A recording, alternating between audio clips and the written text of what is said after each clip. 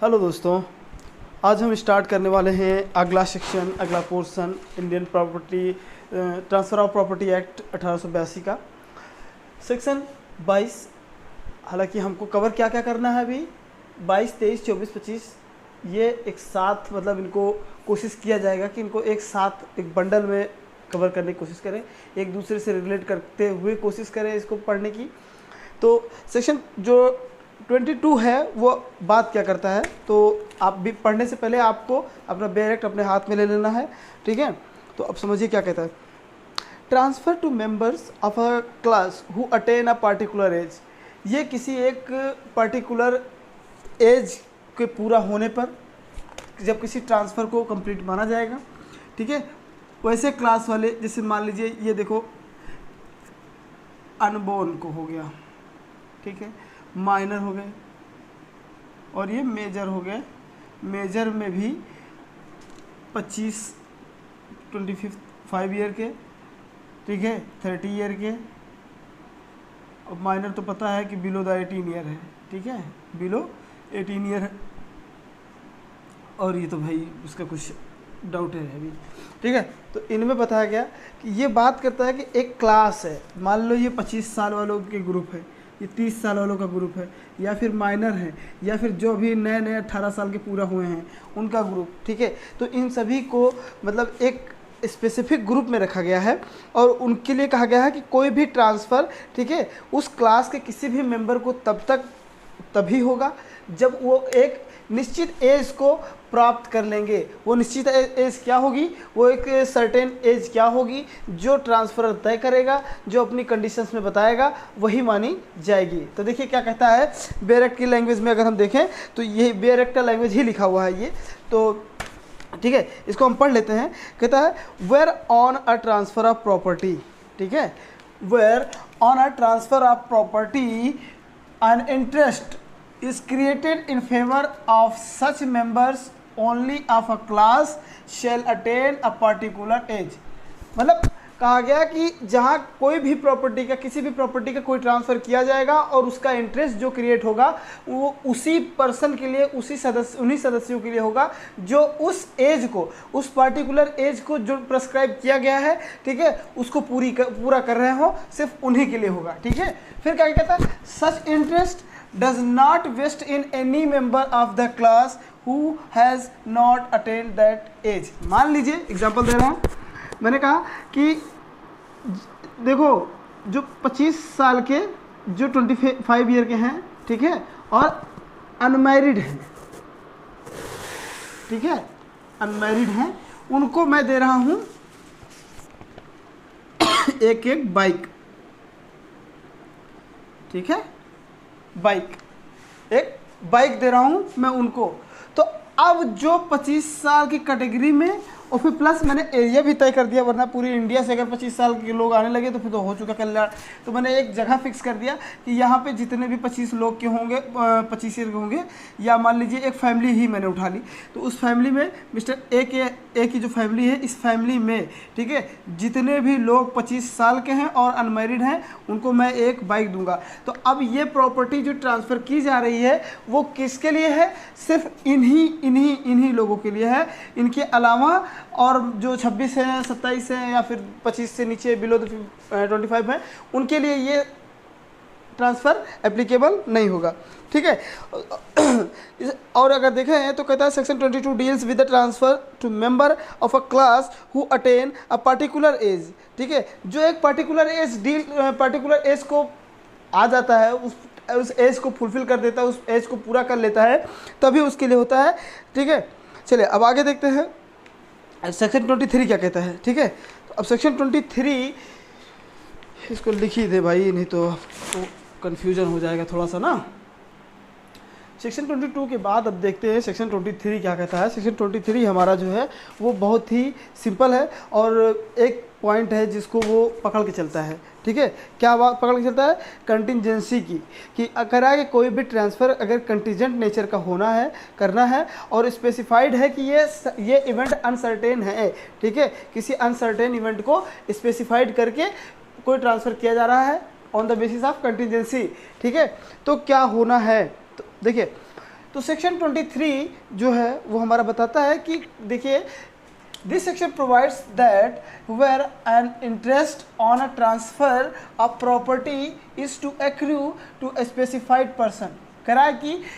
ये सेक्शन बताता है कि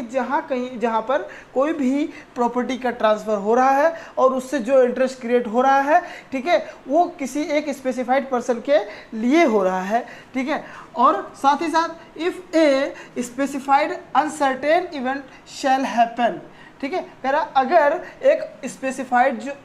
जो बताया गया है कि ये अनसर्टेन है, ये जो पक्का नहीं है, अनिश्चित कोई घटना है और वो घट जाती है, तब उस इंटरेस्ट का क्या होता है, सच इंटरेस्ट विल फेल, तब वो इंटरेस्ट फेल हो जाता है जो उस पर्सन के हित में क्रिएट होने वाला है, ठीक है, वो क्रिएट नहीं हो पाता है। फिर कहता है अगर वही इवेंट हैपन नहीं होता है, ठीक है, अगर वो इवेंट, वो घटना नहीं घटती है किससे पहले, before or at the same time as the intermediate or precedent interest ceases to exist. करा कि वो घटना नहीं घटती है, ठीक है, किसके पहले, मान लो सबसे पहले कोई घटना शर्त लगाई गई है, उस शर्त के ख़त्म होने से पहले इसका अगर घटना घटित नहीं होती है, ठीक है, तो उसका इंटरेस्ट नहीं माना जाएगा। चलिए देखते हैं फिर एक एग्जांपल समझ लेते हैं कि कोई एक प्रॉपर्टी है, ए है, ठीक है, ये प्रॉपर्टी है, ठीक है, इसको प्रॉपर्टी को क्या किया गया, ट्रांसफर्ड किया गया टू बी, ठीक है, ए की एक प्रॉपर्टी है वो ट्रांसफ़र की गई, ठीक है, बी के पास पूरी लाइफ के लिए, ठीक है, और कहा गया कि बी जो है इसका जो फर्स्ट डिवीज़न इसमें sorry I am really sorry, देखा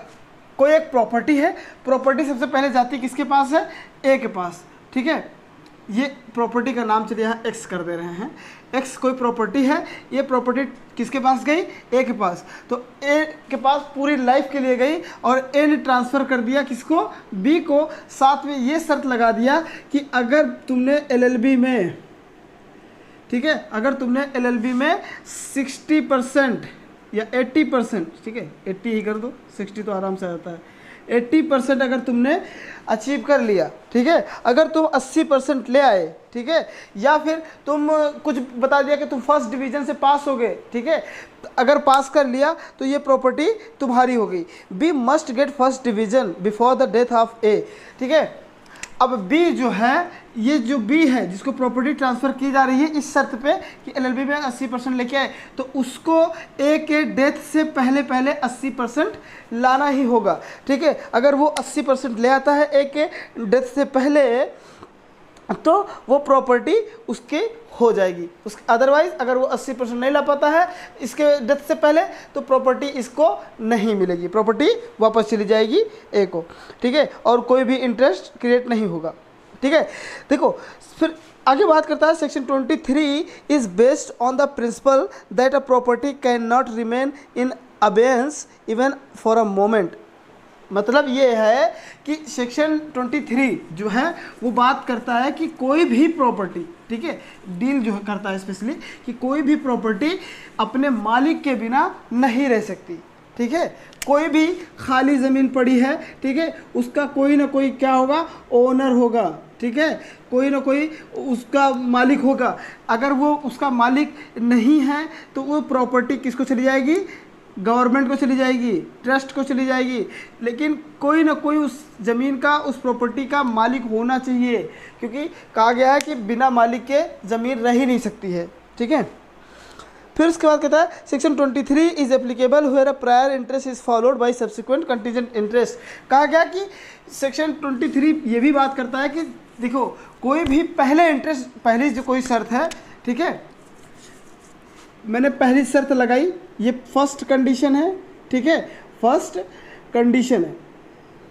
इस कंडीशन को फुलफिल करने के लिए, ठीक है, ये कंडीशन मैंने पहली कंडीशन जो है तभी अप्लाई होगी जब दूसरी कंडीशंस क्या कर रहा है कि where prior interest is followed by subsequent interest. हाँ देखो prior interest followed by subsequent interest, जो दूसरा ये सेकंड वाला जो कंडीशन लगा हुआ है, ठीक है, इस कंडीशन को फुलफिल करना ही पड़ेगा इस कंडीशन को अप्लाई करने के लिए। समझ आई बात?